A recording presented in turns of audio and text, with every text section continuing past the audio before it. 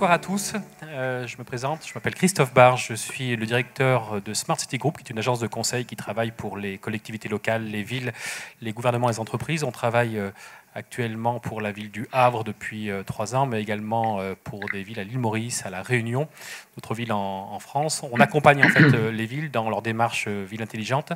On a eu également le plaisir, comme vous le soulignez Bernard, d'écrire 2 livres sur le sujet. Le premier était La ville de demain, avec un homme politique qui s'appelle Thierry Solaire. Et puis récemment, on a publié dans la collection Les Nuls, La ville intelligente pour les nuls.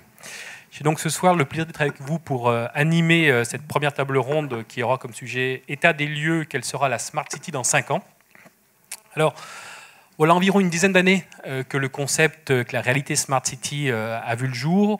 Aujourd'hui, c'est une réalité qui existe partout dans le monde. On compte environ 380 villes qui se déclarent être Smart City, avec des réalités très différentes partout. Aujourd'hui, le plus souvent, quand on débute à une conférence, un colloque comme ceci, on nous demande toujours quelle est votre définition de la Smart City, ou quelle est votre Smart City typique ou entre guillemets idéale. Alors, la réponse, tout d'abord, mais on le verra dans cette table ronde, c'est qu'il n'y a pas une définition de la Smart City. Il y a des variantes un peu partout. Elles sont aussi bien technologiques, culturelles, géographiques, historiques. Et qu'on peut compter quasiment autant de Smart City qu'il existe de cas différents dans le monde. Cependant, on a vu avec Carlo Ratti, juste durant quelques minutes, ce que les innovations technologiques pouvaient apporter aujourd'hui et surtout demain dans les Smart Cities. Je voudrais juste, avant de lancer cette table ronde, vous rappeler que ce n'est plus aujourd'hui la Smart City un concept, mais c'est bien une réalité. Une réalité qui a des résultats tangibles. Et je voudrais pour cela vous citer quelques exemples.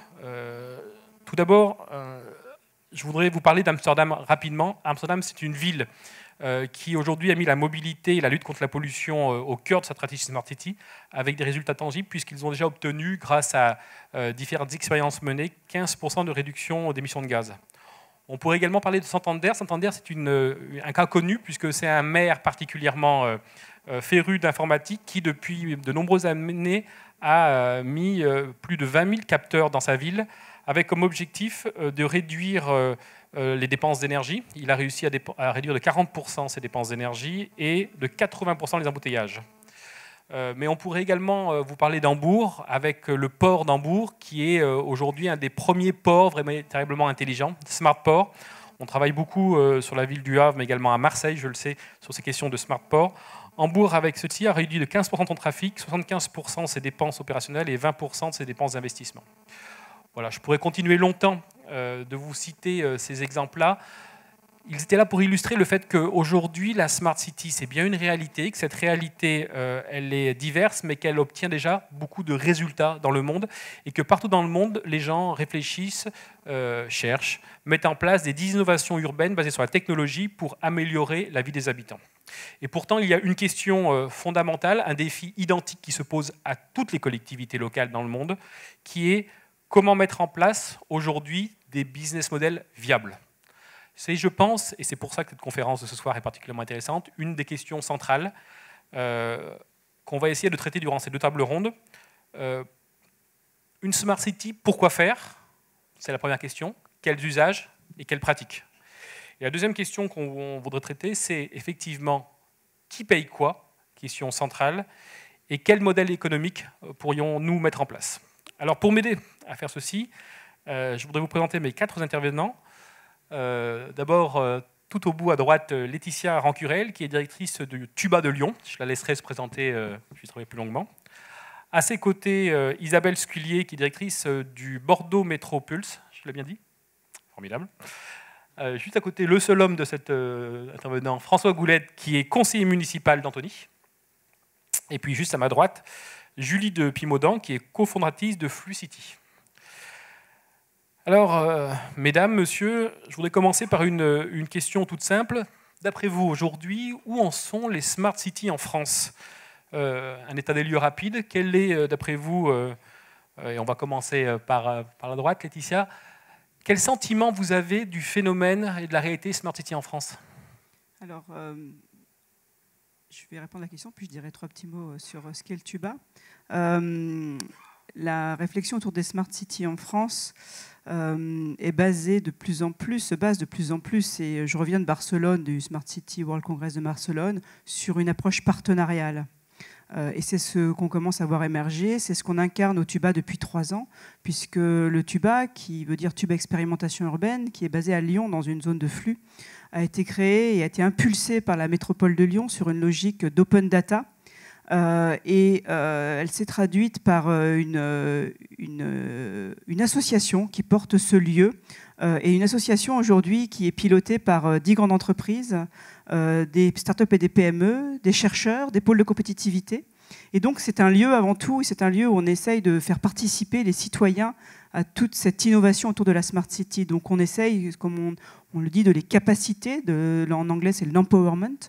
Donc c'est le fait d'avoir un lieu, et un lieu basé sur des programmes, une programmation. Les mètres carrés ne font rien, c'est ce qu'on y met dedans en fait, hein, quel type de programme on porte.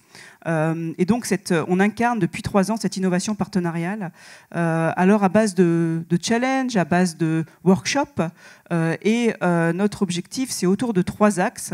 Le premier, donc, c'est l'open innovation, faire se rencontrer des acteurs de différentes natures, des collectivités avec des PME avec des startups avec des chercheurs, etc., pour lever des verrous technologiques, pour expérimenter. Ça, c'est le premier axe, l'open innovation. Le deuxième axe, c'est l'expérimentation. Comment, lorsqu'on a un projet urbain, quand on a un projet qui va impliquer les citoyens, où on a besoin qu'ils réagissent, comment les impliquer? Donc ça, c'est l'expérimentation. Cette expérimentation, elle est basée à partir de l'approche par le design d'usage, le design de service, mais aussi des approches sociologiques. On a des vrais sujets autour du numérique, d'approche intergénérationnelle, d'accès au numérique. Donc ça, c'est le deuxième axe. Le troisième axe est tout l'axe médiation. C'est le fait d'avoir un lieu et de faire des workshops autour des enjeux de la ville de demain, sans pour autant avoir un projet derrière. Et enfin, le quatrième axe, c'est tout ce qui incarne le fait d'être dans un lieu également où on va croiser différentes natures d'entreprises, donc ce qu'on appelle le coworking, le fait d'avoir des personnes qui travaillent, qui ne viennent pas là uniquement pour participer à des programmes, mais également travailler en résidentiel dans ce lieu. Donc voilà un petit peu comment je vois les choses, donc cette approche partenariale qu'on incarne au TUBA à Lyon. Isabelle, de votre côté, comment vous voyez l'avenir des Smart Cities, enfin, la réalité aujourd'hui des Smart Cities en France, et comment vous la percevez-vous à Bordeaux? Bonjour à tous. Alors la réalité telle que je peux la percevoir en France, c'est qu'elle est très disparate. On a vraiment des vraies différences entre les grandes métropoles, ce qu'on a appelé les smart cities, les stupid villages, même si ça commence à s'atténuer. Mais même entre les grandes métropoles, il y a encore de vraies différences. Vous avez parlé de Santander. Les exemples que vous avez cités m'ont paru assez exemplaires du fait que la smart city aujourd'hui était principalement de l'optimisation d'infrastructures grâce au numérique. Et ça, c'est pas très compliqué à trouver comme business model. Vous mettez des capteurs, vous consommez moins d'énergie. Du coup, a priori, on essaye de rembourser les capteurs de cette manière-là. Je pense que la Smart City va un petit peu au-delà de juste de l'optimisation de l'infrastructure grâce au numérique, et c'est vraiment la démarche qu'on mène au sein des City Labs, que ce soit à Lyon, au TUBA ou à Bordeaux Métropulse, avec cette recherche au-delà de la Smart City, de la Happy City, c'est-à-dire pouvoir pas forcément avoir des capteurs et moins d'énergie, mais surtout des gens qui se servent des services de leur ville, qui s'en servent correctement, qui sont heureux d'y vivre. Et pour cela, il faut mettre tout le monde autour de la table, et les gens sont eux-mêmes experts de leur ville. Merci Isabelle. Alors, on a vu déjà deux approches différentes, une approche partenariale, enfin complémentaire, et une approche vraiment où Isabelle soulignait le fait, l'importance de l'intelligence collective et de mettre l'habitant au centre du projet. François Goulette, Anthony, quelle est votre vision? Bonsoir. Alors donc moi je suis ici en tant qu'élu d'Antony. Je suis conseiller municipal délégué au développement économique. Donc je m'occupe principalement de l'attractivité économique de la ville. Donc Antony est connu souvent pour la gare de RER qui permet d'aller à Orly. C'est une commune de 62 000 habitants, donc ce qui est déjà une commune assez étendue, plus que ce que l'on imagine généralement quand on n'y va pas. Voilà, donc dans le sud de la Petite Couronne, par rapport aux personnes qui connaissent Antony par rapport à la gare pour le RER, pour Orlyval. Donc le développement, oui, donc moi je m'occupe du développement économique, mais donc je voulais vous donner un regard un peu d'élu par rapport à la Smart City. La Smart City, c'est du point de vue des élus, c'est un thème à la mode. Je pense pas que pour les élus, aussi peut-être pour les entreprises, mais c'est un thème à la mode. Donc il faut que tout le monde en parle, et tout le monde en parle, parce que puis si on n'en parle pas, on n'est pas dans le vent. Mais c'est un objet qu'on a du mal à appréhender. Donc quand on creuse et qu'on se dit oui mais finalement on fait quoi, il y a déjà moins de monde. En revanche, il y a quand même des gens qui réfléchissent. Donc on trouve des cercles dans le monde professionnel de gens qui réfléchissent sur la Smart City. Je pense vous-même, vous êtes plutôt de cette catégorie, du monde professionnel. Mais parmi les élus, parmi les services et la fonction publique territoriale, vous avez également des cercles de réflexion sur la Smart City. Mais je trouve que ces mondes-là ne se rencontrent pas, ne se parlent pas. Et les gens restent beaucoup avec leurs questions. Mais on ne l'avoue pas forcément. On ne va pas forcément dire je ne sais pas ce que c'est, mais voilà. On ne sait pas exactement ce que c'est. Donc, où en est la Smart City? Je pense que pour l'instant, c'est un peu ça. C'est-à-dire qu'on regarde un petit peu. Et puis après, vous avez des gens qui, comme M. Jourdain faisait de la prose sans le savoir, il y a des villes qui font de la Smart City sans le savoir. À Antony, par exemple, on a mis en place depuis quelques années une retransmission en direct du conseil municipal. Donc toute personne peut regarder en direct le conseil municipal. Vous savez que c'est public. Les gens peuvent se déplacer. Et vous pouvez le voir sur Internet. Et vous pouvez aussi le regarder en différé. C'est par point de l'ordre du jour.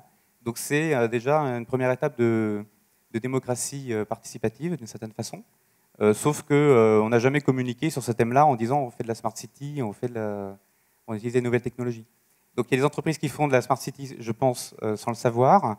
Voilà. Mais c'est globalement un gros sujet d'interrogation. Merci François. Julie, quelle est votre vision, vous, aujourd'hui, de cette réalité? Alors, moi j'ai une vision d'entrepreneur, donc assez opérationnelle. J'ai l'impression que les villes ont toutes envie d'être de plus en plus intelligentes. On va capturer énormément de data sur l'ensemble du territoire. Et en réalité, je pense qu'elles ont besoin d'être plus inclusives. On a quand même 61% des jeunes qui n'ont pas été votés aux élections municipales en 2014. Et pourtant, il y a 72% de la population française qui dit vouloir participer davantage aux décisions publiques. Et je pense qu'à ce niveau-là, les villes n'ont pas encore réussi, je ne sais pas si c'est une question d'outils ou de méthodologie, n'ont pas vraiment encore réussi à engager durablement une partie de la population, notamment les 18-45 ans qui n'ont pas le temps pour la vie citoyenne, à s'impliquer dans les décisions publiques au sens large. Et donc, moi, en fait, il y a 2 ans, j'ai fondé Fluicity, qui est donc une plateforme d'engagement citoyen.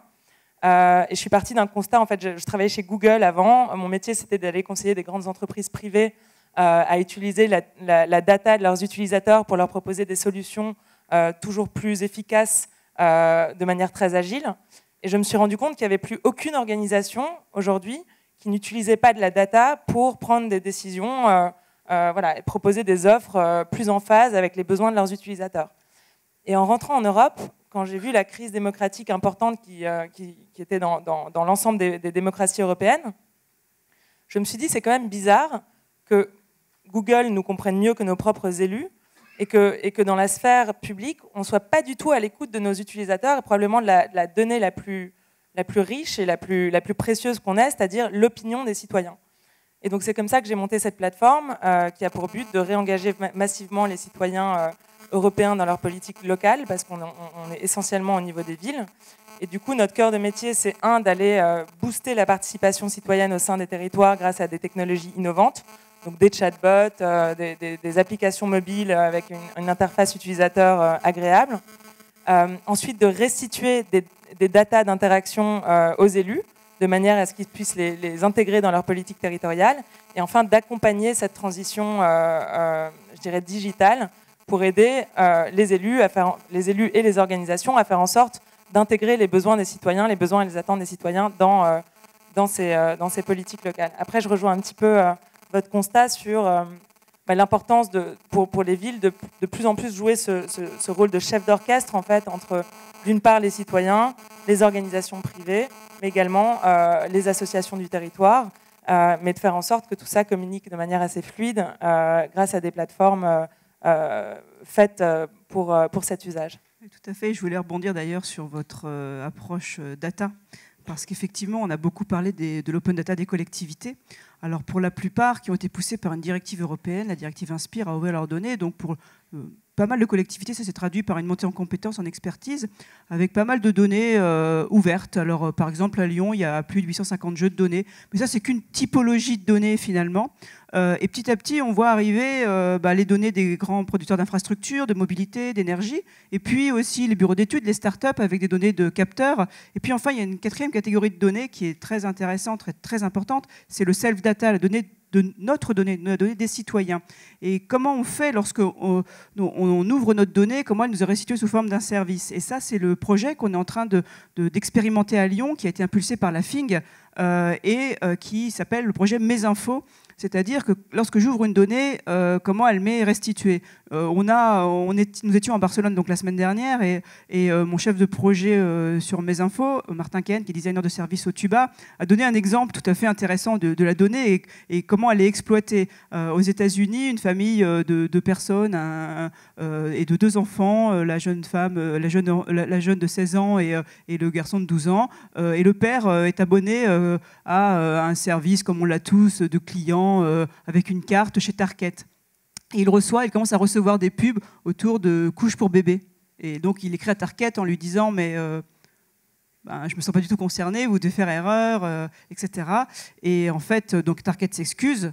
Et 3 mois après, en fait, la jeune femme, la jeune de 16 ans, les parents apprennent qu'elle est enceinte. Voilà. Et ça, aujourd'hui, c'est ça le big data. Et la question qu'il y a autour de ça, c'est la gouvernance des données. C'est la protection de l'individu et la gouvernance des données, donc des données des collectivités. Et donc à partir de là, on peut créer des projets à partir de ces différents types de données, mais en respectant bien évidemment l'individu.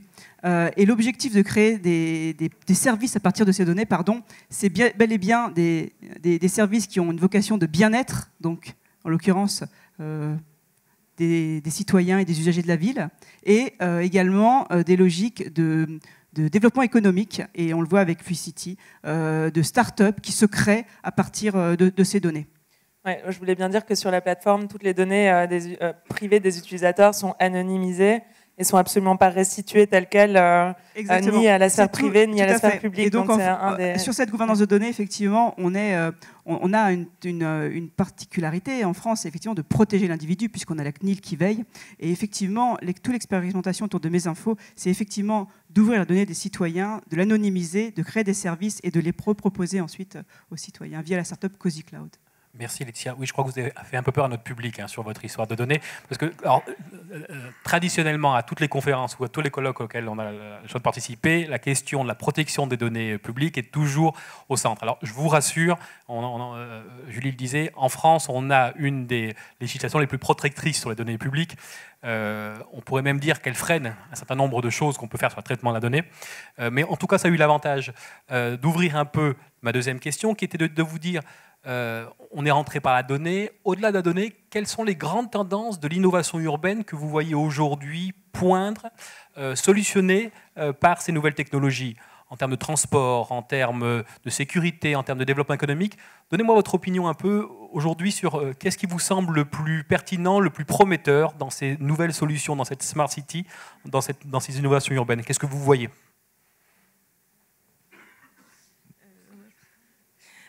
Pour moi, ce qui va faire accélérer, je sais pas, je ne vais pas vous donner une innovation ou une technologie, mais par contre, le réel espoir que j'ai et ce qui va faire que les choses vont évoluer rapidement, c'est que les attentes des citoyens et donc les attitudes des collectivités sont en train d'évoluer.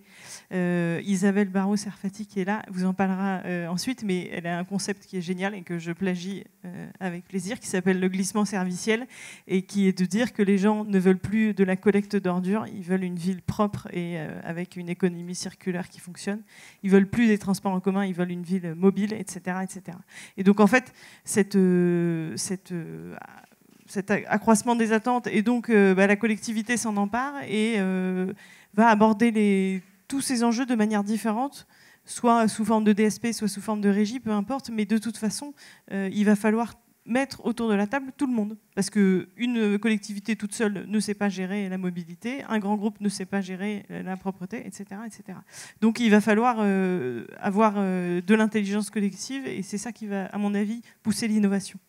Ce que vous nous écrivez là, c'est une vraie révolution pour les collectivités locales françaises. C'est-à-dire qu'il faut, réfléchir de manière complètement systémique, mais la ville est un système, ce qu'il a dit avant, c'est un système vivant, donc on ne peut pas soigner le foie, le poumon va réagir. Voilà. François, de votre point de vue d'élu, quelles sont les grandes innovations, les grandes tendances urbaines technologiques que vous voyez poindre? Je vais répondre d'abord en revenant un petit peu sur ce qui a été dit tout à l'heure, parce qu'on demandait aussi comment était perçue la Smart City. Il y a un sondage qui est paru récemment qui montrait une défiance des Français par rapport à la Smart City. Je pense que c'est important de l'avoir à l'esprit. Ça va peut-être un peu refroidir l'ambiance de le dire, mais c'est important de l'avoir à l'esprit parce que si on veut communiquer sur le thème de Smart City, ce qu'il faut comprendre, c'est qu'actuellement, c'est un produit qui ne passe pas bien auprès d'un certain nombre de personnes. Alors, après, du point de vue d'une collectivité, qu'est-ce qu'une collectivité fait? Une collectivité, elle organise la vie en société et elle rend des services à la population, essentiellement. Et donc, la question qui se pose du point de vue d'un élu, c'est en quoi est-ce que, quand je prends une décision en conseil municipal, on investit de l'argent, on va affecter des frais de fonctionnement, en quoi est-ce que ça apporte quelque chose à la population? C'est très basique. C'est-à-dire que vous savez que dans un conseil municipal, le conseil municipal représente la population, est censé représenter, il peut y avoir des biais, mais globalement, est construit comme ça. Il représente la population, tous les âges, tous les intérêts. Et la question que se pose un maire, c'est comment est-ce que je vais prendre des décisions qui vont rendre service à ma population? Donc les questions qui se posent ne sont pas d'abord, est-ce que je suis en train de faire la transition numérique? Est-ce que je suis en train de définir une nouvelle application pour les smartphones? C'est en quoi est-ce que les personnes âgées vont être intéressées par ce que je fais? En quoi est-ce que les jeunes enfants, etc. Donc c'est important de l'avoir à l'esprit. Donc du point de vue d'une collectivité, le numérique n'est qu'un outil. Il sera adopté si on considère qu'il y a un service qui est rendu supplémentaire à quelque chose qui n'est pas numérique. Ça, je pense que c'est vraiment important à dire. Et après, par rapport aux tendances, je ne dirais pas plus, mais je pense qu'on les a un peu à l'esprit sur les transports, etc. Mais en tout cas, du point de vue de l'organisateur qui est la collectivité, c'est vraiment ça. On trouve peu de gens qui vont être techno-push, entre guillemets, qui vont dire il faut y aller parce qu'il faut y aller, ou alors on va communiquer autour. Mais la population nous ramène tout de suite à la réalité. Un élu, c'est quelqu'un qui est interpellé par la population, par des gens qu'il connaît, par les habitants d'un quartier, qui va lui dire vous avez décidé ça, mais ça sert à quoi? C'est vraiment ça qu'on est amené à décider après. Merci François. Julie, de votre point de vue, quand vous mettez en place ces plateformes, qu'est-ce qui remonte des attentes des habitants et des citoyens aujourd'hui? Alors, il y a vraiment des projets dans toutes les catégories qui touchent aux villes. Ce qui est intéressant, c'est que quand on est sur ce genre de plateforme totalement ouverte, des idées les plus plébiscitées par les citoyens vont ressortir davantage. Et donc, on va avoir des élus qui vont pouvoir se dire, tiens, dans tel quartier, la thématique de l'environnement est très importante cette semaine pour mes citoyens. Donc, je vais essayer de proposer des actions bien spécifiques sur cette thématique-là. Je vais pouvoir faire un croisement entre un sondage sur la mobilité et par exemple des habitudes de consommation énergétique dans un autre quartier et pouvoir croiser ces données pour proposer des politiques publiques plus intéressantes. En termes d'innovation, ce n'est pas vraiment de l'innovation, mais aujourd'hui, ce type de plateforme permettent quand même à certaines collectivités qui en sont équipées de déployer tout ce qui est budget participatif. Je trouve ça assez intéressant aujourd'hui de voir que 50% des collectivités partenaires de Flucity ont déjà débloqué des budgets entre 50 et 100 000 euros en fonction de la taille de la collectivité pour mettre en œuvre un certain nombre de projets qui ont été proposés par les citoyens et votés par un grand nombre de citoyens. Ça permet vraiment de recréer un lien de confiance, donc c'est plutôt une innovation d'usage qu'une innovation technologique. Peut-être une autre chose à mentionner, c'est aujourd'hui, il y a de plus en plus de grands groupes qui vont être en charge de la mise en œuvre de projets d'aménagement du territoire et qui vont, eux, prendre en charge la concertation citoyenne sur ce type de plateforme. Donc ça nous arrive, par exemple, de répondre avec des grands groupes comme comme Bouygues, comme BNP, Paribas Immobilier, comme Suez, autour de leurs projets d'aménagement pour leur permettre de répondre à un grand nombre de questions en amont, éviter la crise en réunion publique, faire en sorte que les citoyens, sans devoir se déplacer, obtiennent des réponses sur un grand nombre de sujets qui les intéressent et qui les dérangent. Donc c'est vraiment plus l'innovation d'usage qui est intéressante. Merci. Laetitia, Lyon, avec notamment le quartier Confluence, est depuis de longues années maintenant à la pointe de ces innovations. Qu'est-ce que vous en ressortez ? Alors effectivement, la métropole de Lyon est dans la V2 de sa stratégie ville intelligente. La V1 était basée sur des grands projets, des grandes réalisations, alors effectivement qui s'incarnent sur le quartier Confluence, notamment avec l'îlot Icari et l'eau positif. Et la V2, ce qui est intéressant, c'est une approche co-intelligente, d'intelligence partagée avec différents acteurs, mais surtout les citoyens. Donc, par là même, on va retrouver des lieux comme Tuba, mais également des projets comme Eureka Confluence, par exemple, où on va, par exemple, travailler autour d'un club d'utilisateurs. Donc, on a commencé via la connaissance de la consommation et de la production du quartier de Confluence avec 6 ateliers avec des habitants du quartier. On leur fait visiter un poste source d'Enedis, etc. Et puis ce club qu'on a monté, finalement, on va le décliner sur d'autres thématiques, la mobilité, etc. Et cela va accompagner le développement du quartier Confluence, tant sur la mobilité que sur les services à développer, la santé, le bien-être. Donc voilà comment on construit aujourd'hui la ville intelligente avec des parties prenantes que sont les citoyens. Merci beaucoup. Alors jusque-là, on a vu le côté positif et optimiste dans vos témoignages, en déclarations des Smart Cities. Sans noircir le tableau, on pourrait dire que la France est relativement en retard, je ne sais pas si vous serez d'accord avec notre analyse, par rapport à d'autres pays européens, pas forcément des grands pays. J'ai cité l'Espagne, mais on peut pas également parler de l'Angleterre, du Royaume-Uni ou des pays du Nord. Deux choses, je voudrais d'abord votre avis sur ce sentiment, et puis, qu'il soit partagé ou pas, aujourd'hui, quels sont les points de blocage que vous identifiez sur les territoires français, avec les collectivités, avec les entreprises, voilà. Est-ce que c'est des points de blocage en termes financiers, en termes managériels, en termes culturels, organisationnels ? Je crois que ça dépend de l'angle par lequel on regarde. On est en France une patrie d'ingénieurs, de techniciens, et on saura faire la Smart City technologique, on sait déjà la faire. On a l'expérimentation, notamment Navia, autour de la navette autonome. Bon, c'est aussi à Lyon, mais on la retrouve à La Défense, etc. Donc la technologie, il n'y a pas de débat là-dessus. Peut-être que là où on a des verrous, c'est peut-être effectivement sur l'engagement des citoyens. Ça, c'est un autre aspect, effectivement. C'est sans doute plus culturel, on parlait des pays du Nord. Et puis, moi, j'ai un cheval de bataille qui est le développement économique, qui est l'aide aux startups. Et effectivement, la Smart City sont des sujets éminemment complexes pour que des startups se développent, des jeunes poussent. Pourquoi ? Parce qu'on doit expérimenter. Expérimenter, ça veut dire pouvoir expérimenter, avoir de l'espace urbain, pouvoir travailler avec la collectivité. Et puis, une fois qu'on a expérimenté, on n'est même pas sûr qu'il y aura un marché public. Donc, moi, j'aime bien dire que finalement, la start-up, elle crame son cash sur de l'expérimentation. Donc moi, j'ai un cheval de bataille que je pousse au niveau des ministères parce que je suis secrétaire aussi national du réseau thématique Clean Tech Mobilité, dans laquelle il y a la thématique Smart City au niveau de la French Tech, qui a l'objectif d'accompagner l'émergence de nos écosystèmes de start-up. Et je pousse pour que nos expérimentations, l'expérimentation de nos jeunes pousses, soit financée. Ça, pour moi, c'est clé dans la Smart City. Il ne peut pas en être autrement, mais on n'est pas encore là. Aujourd'hui, on est dans une logique de challenge, de mise en visibilité, ce qui est déjà une première étape, mais ce n'est pas suffisant. La start-up, une fois qu'elle a fait son expérimentation dans l'espace urbain, elle n'a plus de cash et elle termine là.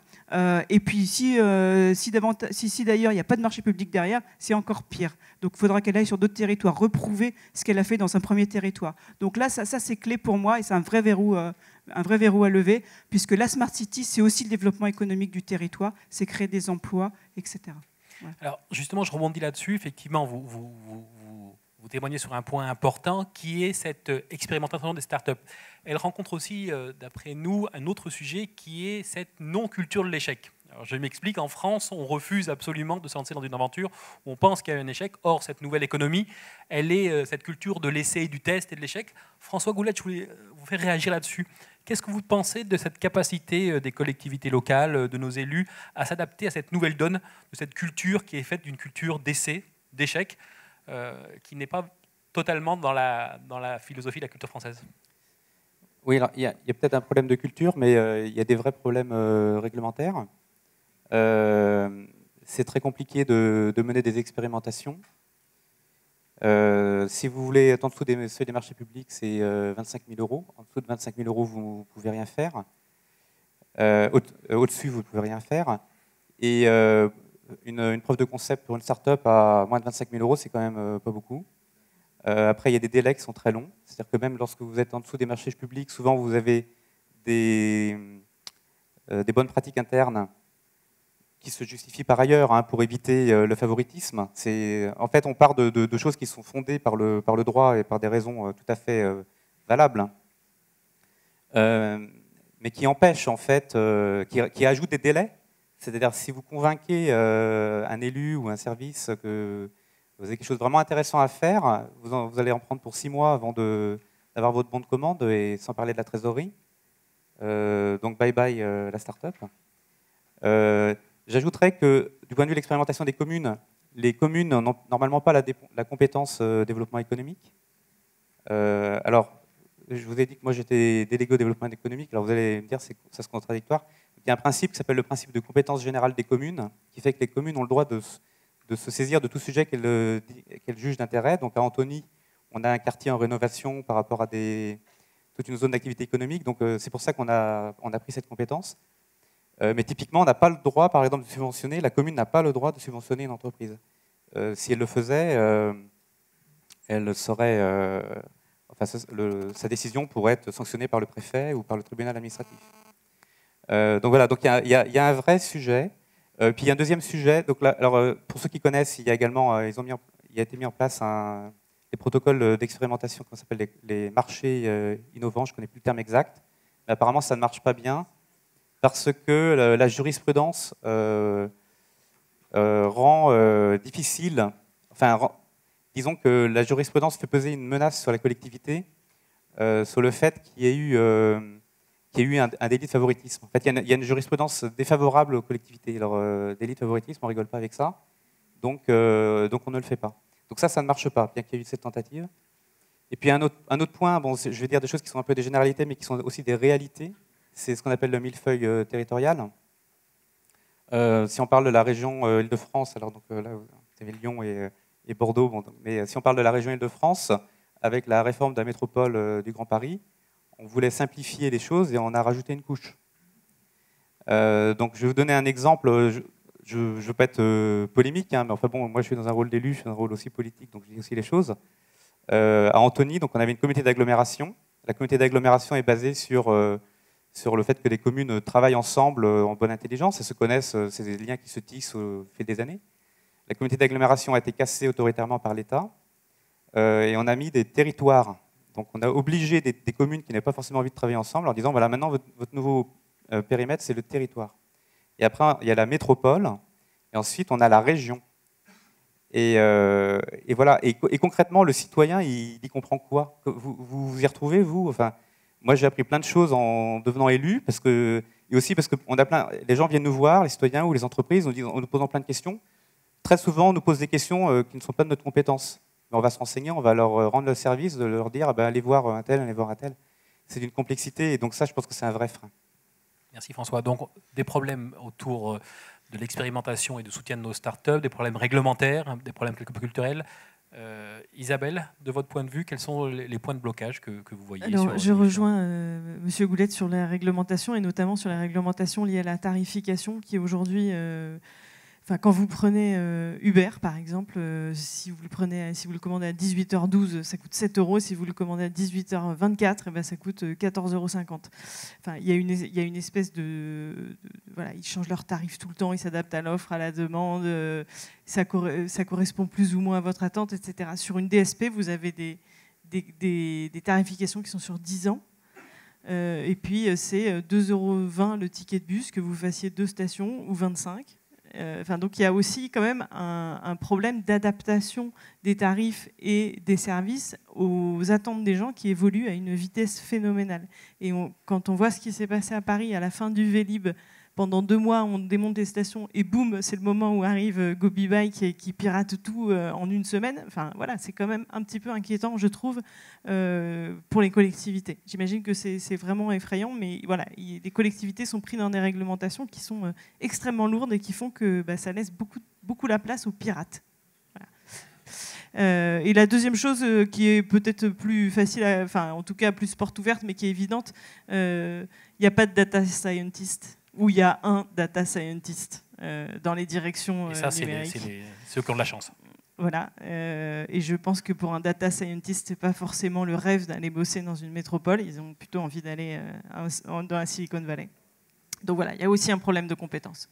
D'accord. Et alors, du point de vue de l'entrepreneuse, quels sont les blocages aujourd'hui ? Selon moi, il y a vraiment un blocage de la part des élus qui ont peur de prendre, en tout cas du point de vue de la participation citoyenne. Nous, on a un business model où en fait, ce sont des collectivités locales qui souscrivent à un abonnement pour avoir accès à la plateforme. C'est en dessous des seuils de 25 000 € par an, donc il n'y a pas de problème de réglementation. Il y a des garde-fous qui ont été mis en œuvre pour tout ce qui est modération, donc il n'y a pas de problème de révolution citoyenne sur ce type de plateforme parce que c'est comme ça qu'on l'a conçu. Et pour autant, j'ai l'impression qu'il y a un problème de culture où les citoyens, enfin les élus ont peur de se lancer parce qu'ils se disent finalement on a été élu sur un mandat, il faut qu'on mette en œuvre notre programme politique, c'est pas aux citoyens de nous dire dans quelle direction il faut qu'on aille. Et potentiellement, on va perdre du temps alors que ces projets, il faut qu'on les mette en œuvre quoi qu'il arrive. Et en fait, moi je pense que c'est surtout ce bas-là qui blesse, c'est-à-dire que on a la BPI qui nous soutient, on a les grands groupes qui nous soutiennent, on a la caisse d'épargne ou les banques qui font tout pour qu'on réussisse. Mais on va quand même potentiellement se retrouver avec des problèmes de trésorerie parce que seuls les early adopters, entre guillemets, côté collectivité territoriale, donc souvent c'est des élus un peu plus jeunes, qui viennent du milieu privé, qui veulent changer la manière de faire de la politique, qui vont s'emparer de ce genre de plateforme, qui vont oser expérimenter justement. Et les autres ont un peu de mal à rentrer dans ce type de culture de la participation. Donc c'est vraiment là-dessus qu'on a besoin de travailler, c'est cette éducation et montrer aux élus que c'est pas, voilà, il ne faut pas avoir peur, que ça va bien se passer et qu'au contraire, ça va être très vertueux pour la réussite de la ville. Très bien. Si je résume un peu vos interventions, alors des problèmes réglementaires, des problèmes culturels, un peu des problèmes de financement ou de soutien des startups, mais en quelque sorte, et des problèmes de ressources humaines, Isabelle. Mais là, en quelque sorte, vous ne pointez pas du doigt tout de suite les problématiques de financement. C'est pas ce qui ressort en premier ou Non, mais... Si, quand même. Le financement de l'expérimentation, c'est le financement de l'expérimentation. Ah oui, c'est clé. Oui. Ok, très bien. Sur le modèle économique aujourd'hui qui peuvent exister, quel est votre sentiment ? Souvent, aujourd'hui, les grands groupes... Oui, les grands groupes s'inquiètent un peu de ça. Quel est votre sentiment sur les business models qui pourraient s'ouvrir sur les startups, sur les smart cities ? Qui pourraient émerger ? Oui. Alors, on a des business models classiques basés sur la publicité, etc. Puis, on a des business models, nous, on voit des startups qui arrivent à dégager des business models, ce que j'appelle, moi, aux interfaces. C'est-à-dire qu'elles vont, un petit peu comme le disait Isabelle, à partir du moment où on gagne en énergie, on fait des économies d'énergie, on va pouvoir financer un service. Eh bien, on a pas mal de startups qui arrivent à dégager des business models autour de ces interfaces, où on va, par exemple, optimiser par le lien social, je trouve pas le mot forcément, l'entretien d'un immeuble résidentiel par exemple, parce qu'on a du lien social, on a un outil numérique qui permet d'avoir du lien social, donc on se connaît, donc on dégrade moins l'immeuble, et donc derrière on peut financer ce service sur les charges qui sont moindres. Donc ça, c'est un exemple. On a aussi toujours dans cette logique de start-up, de plateforme numérique, on a des start-up aussi qui imaginent des business models autour d'algorithmes de mise en relation, par exemple dans l'immobilier, pour rechercher le meilleur bien immobilier. Là, on va gagner du temps. Ça peut être des financements par la garantie logement, par exemple. Et là, on va la marque employeur qui va aider, par exemple, des salariés à être mobiles sur un territoire, en sortira grandi. Voilà, donc il y a pas mal de business models qui émergent aux interfaces, et ça, c'est très important. Merci beaucoup. Alors, Bernard me rappelle à l'ordre. En 2 mots chacun, votre vision de où en seront les Smart Cities en France dans 5 ans, mais vraiment en 2 mots pour qu'on puisse prendre quelques questions dans la salle. Qui se lance ? Allez, je commence. Allez, mais en 2 mots. Hein. Allez, je me lance. Alors, dans 5 ans, moi, je pense que l'innovation partenariale, l'expérimentation va être renforcée dans une logique de nouveau, j'aime bien le dire comme ça, un petit peu espace-temps. Pourquoi le temps? Parce qu'aujourd'hui, l'innovation et les smart cities se situent dans des temps un petit peu privilégiés de création entre les services d'une collectivité, des startups, on appelle ça par exemple des hackathons, mais on ne sait pas ce qui va se passer derrière. Comment on va accompagner finalement cette expérimentation. Donc ça, c'est le temps. C'est comment on accompagne sur le long terme ces nouvelles innovations qui rendent des services et qui dégagent des modèles économiques. Et puis le deuxième point, c'est l'espace, puisque nos villes, effectivement, 70% de la population vivra en ville à 2050, mais nos villes seront toujours connectées au périurbain et au rural.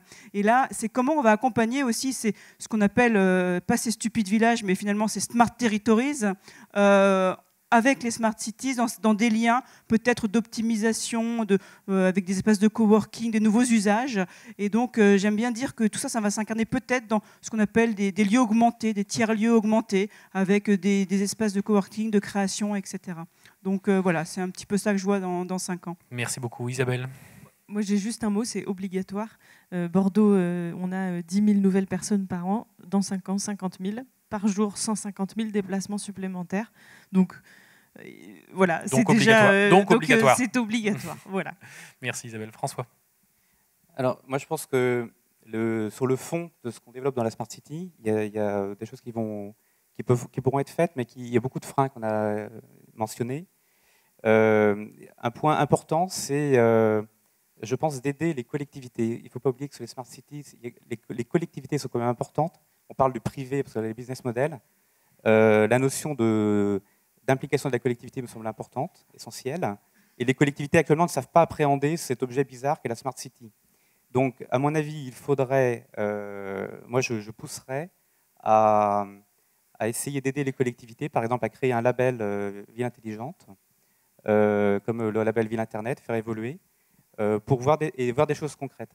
Ensuite, si vous placez du point de vue du business, moi je vous alerte sur cette étude que j'ai déjà mentionnée, qui disait que les Français étaient défiants face à la Smart City. Donc si vous voulez communiquer sur Smart City, il faut travailler l'image, parce que les élus, ils changent régulièrement. Vous n'aurez pas, avec une mauvaise image sur la Smart City, vous n'aurez pas beaucoup d'élus qui vont se lancer aux prochaines élections en disant qu'ils vont faire une Smart City. Merci François. Julie, pour conclure. À mon avis, les villes, dans 5 ans, seront plus inclusives, plus collaboratives dans leur mode de décision, et donc ces décisions seront plus légitimes. Merci beaucoup. Merci à tous les 4 de vos interventions. Je pense qu'on peut les applaudir.